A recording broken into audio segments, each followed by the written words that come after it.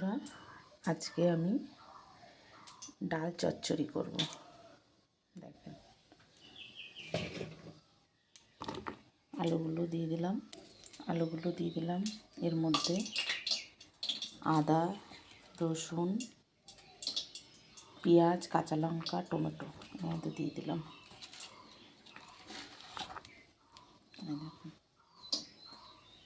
দিয়ে দিলাম এর মধ্যে লবণ, স্বাদ মতো লবণ দিয়ে দেবো।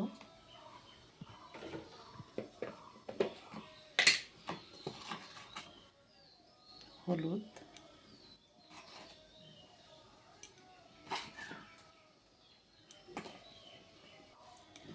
এর মধ্যে একটু কাঁচা তেল দিয়ে দেবো। এটা একটু মেখে নেব। এবার গ্যাসে দিয়ে দেবো। তেলটা একটু গরম হয়েছে, আমি অল্প একটু তেল উনুনে দিয়ে দিয়েছি। দিয়ে দেবো। এবার কড়াইতে দিয়ে দিলাম, একটুখানি নাড়বো, একটুখানি কষাবো।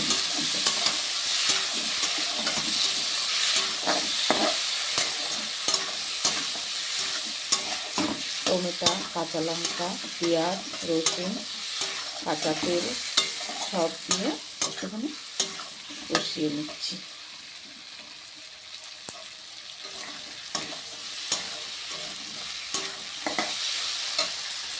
আবার তখন পাশে বেগুন পোড়া করছি, বেগুন ভর্তা করবো আজকে।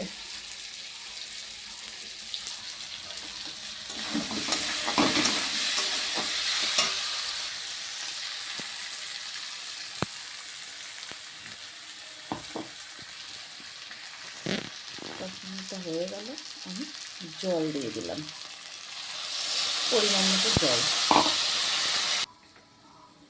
পরিমাণ মতো জল দিয়ে দিলাম, সেদ্ধ হওয়াটুকু দিয়ে। দেখেন বন্ধুরা, ডাল চচ্চড়িটা হয়ে গেছে, নামিয়ে ফেলবো।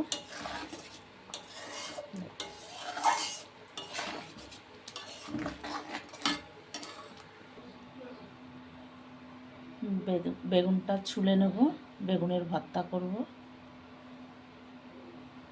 তেলটা গরম হয়ে গেছে, আমি কাঁচা লঙ্কা, পেঁয়াজ, রসুন সব ছেড়ে দিলাম।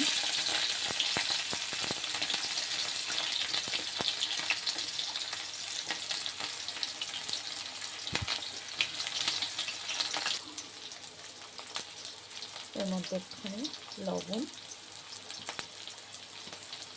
একটু হলুদ দিয়ে দিলাম, দিয়ে একটু নেড়ে চেড়ে লাল করে নিয়ে অল্প একটু দিয়ে দেবো, টমেটো দিয়ে দেবো।